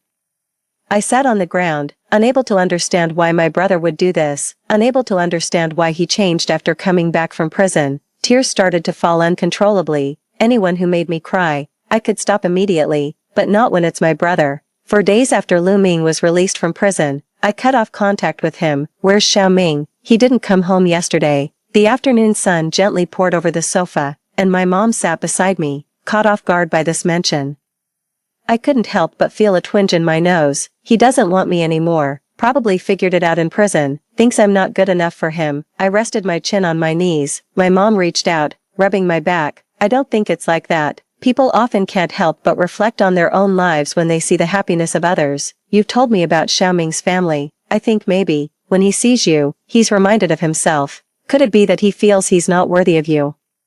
I looked up at my mom. Xiao Ming, the way he looks at you, there's love, but it's always filled with sadness. Perhaps, for him, watching you from afar is better than being by your side. I pondered my mom's words. She patted my shoulder, handing me the car keys. Do you want to go after him? Give him courage. There's no such thing as deserving or not in this world. You are very important to me. You are the most suitable for me. Where could my brother go? Where could my brother's home be? The setting sun bathes the old neighborhood in its fading glow. This, the only place he could call home, is the house where we lived together for over a decade. I have the key. When I open the door, a wave of alcohol hits me. My brother drinks. I remember he never used to drink much. I tiptoe barefoot through the clutter of scattered slippers, a space I tidy up every month. It's never too dirty. Bottles and jars are strewn beside the table. A man, drunk, leans against it. I walk over to him. Observing the object he clutches in his hands, it's a thin photo album of us together, the last birthday gift I gave him. I shake him gently. Get up. His eyes squint drunkenly, and as I sit in front of him, I ask, why did you let go of Luyu? His eyes immediately redden. I didn't let her go. I didn't let go. Drunk. He's almost panicked, also somewhat lost, his vacant eyes staring at me. Then why did you leave her? Because she doesn't need a brother anymore. His voice is soft and moist. She doesn't need one anymore. If she stays with her brother, people will talk. Why would she be with someone who's been in jail? It can't be like this. It shouldn't be. She needs to be okay. I lean on the table, playing with his bangs. What if she doesn't care? My brother opens his eyes to look at me, but others do. I can't let my sister be the subject of rumors, speculation, and humiliation. I hold his face, looking into his eyes. Lu Yu loves you. Lu Ming laughs self-deprecatingly. What's that worth? It's because I was the only one who loved her before. That's why she loved me. But now, she has her parents, she has a home, she has people who love her. My love is nothing to brag about. I feel like my brother is breaking apart. The smell of alcohol on him isn't unpleasant at all. Why do I still crave it so much? I look into his eyes and say, only where you are. That's my home. He laughs. That's not true. I lift his chin and kiss him.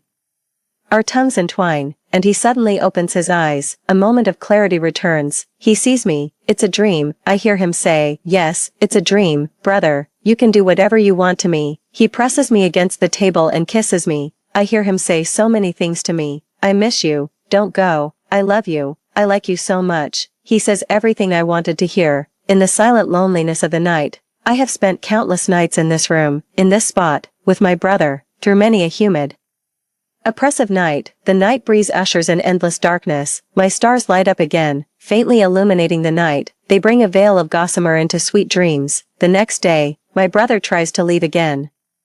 I play the recording from last night to the indifferent man standing by the bed, all his cooing words to me. Little you, I love you so much. Don't go. I raise an eyebrow at him. Brother, do you have a split personality? Day and night, not the same person. The man's dark eyes stare at me for a long moment. He sighs, then he pounces on me, wrapping me tightly in the thick blanket. Lu Yu, from now on, it's too late for regrets.